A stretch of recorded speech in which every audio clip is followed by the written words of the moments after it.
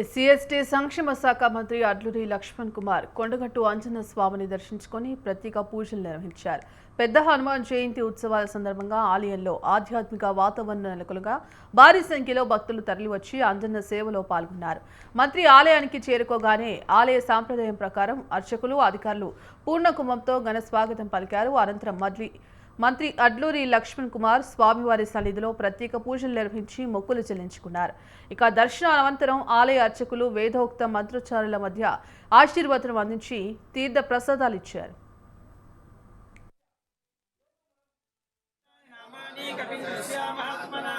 स्वापकाले पटे नित्यं यात्राकाले विशेषता तस्य मृत्युभयं नास्ति सर्वत्र विजयी भवेत् श्रीराय पुण्डगट्टु निवासिने सर्वलोकशरण्याय आञ्जनेयाय मङ्गलम्